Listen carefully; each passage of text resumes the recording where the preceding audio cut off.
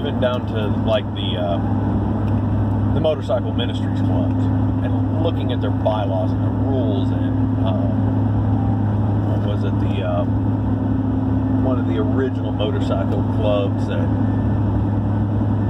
started up back in like the 40s or something, the Booze Fighters, looking up the old bylaws for that club and seeing how they put things together, because the main character is going to be involved with clubs and bikers and things like that. I ride, but I don't know everything because I'm not in a club. And I would rather do my research and put the information in there that's correct than just whip out something out my ass and throw it in there for Hollywood sake. Like, no.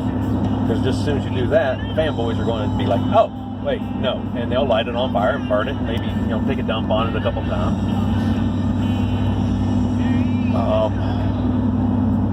It was just like science fiction. Star Wars is great, but I like a little science in my science fiction. I want to know some of the whys. How does a hyperspace drive work? They never explain it. I'm sure that somewhere in the canon, in books and game manuals, it's somewhere in there, but I don't know it. Star Trek, on the other hand, they put that theoretical possibility out there, something that could be plausible, and it's based on some kind of theory. Yeah, I know Star Trek didn't do the greatest on some things, but they tried to tie it to something real, substantial. Well, maybe not real, theoretical.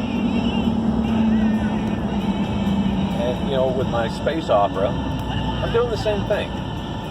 I'm trying my best to tie it in there, but not be like Anne Rice, take an entire page to describe a chair. It's like, okay, here's a little blurb, move on. Keep going. Don't lose the momentum. Because some people really like all the tech details. Other people like none. I guess I'm going kind of a middle ground. Here's a little taste and we're moving on. Because me personally, I don't like to have all that tech data. I'd rather just get a little taste, get an idea, and keep pressing on. And the same thing goes for the biker stuff.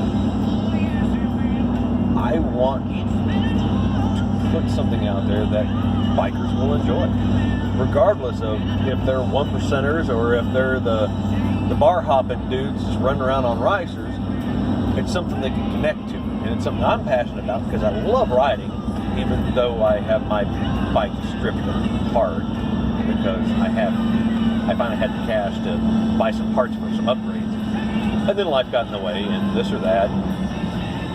As soon as LibertyCon's done over this weekend, I am going back to putting my bike together. I've got a lot of work to get done. I got wiring to do, I got new cables to install, got to finish my intake mods, and then finish my tins because they've been tack welded together. I got to go through, shape them, clean them up, and it's time to do the fiberglass so I can make it look pretty.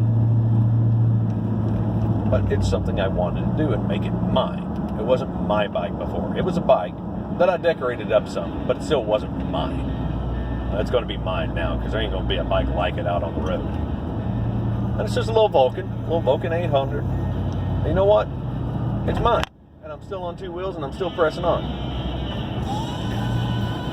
But the thing that has inspired this little tidbit was all the research that I've been doing, and I found this one guy that's been doing a lot of instructional videos and 101s and just information about the biker world, the club world. His name is John Bunch, known as Black Dragon. He's part of the Black Sabbath Motorcycle Club. He's the national president out of Atlanta, Georgia. The man has the information. He's got the passion. I mean, this club is life, and he has the passion for that.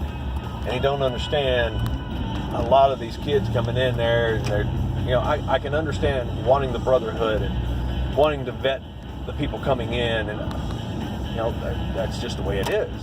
You don't want somebody to just come in and if they don't earn shit, they're just, oh, okay, and they'll throw it away and move on.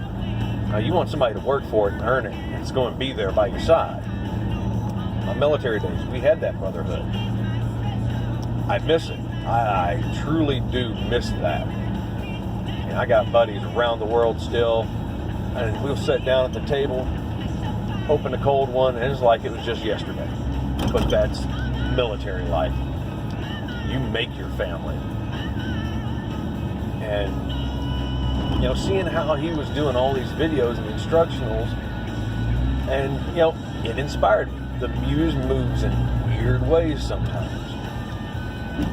And I'm honestly on my drive home from work. This isn't taking out of my time from doing chores or playing with the kids or hanging with the wife or doing things that I need to do. This is dead time. I usually make phone calls or just chill and listen to music. No, I can do something productive. So I'm gonna. I think. We'll see. See how froggy I feel. It just depends on how things go. Don't know how often it'll be, but we'll see. And I will share these little gleaning bits of knowledge of what I've learned about writing, getting past some of your own bullshit. I'm actively writing now, and it's been a long, hard road and lots of fights with the better half, because I was about to burn everything I had just to get it gone, because it hurt too much to look at the shit, and I was ready to burn it because I didn't have time to do it because I was working too much. And I'm glad she stopped me, because now I'm published. It's a short story, but it's an official publication. It has my name on it. I made a little bit of coin on it. I got my copies of books. But it's an awesome feeling to see it.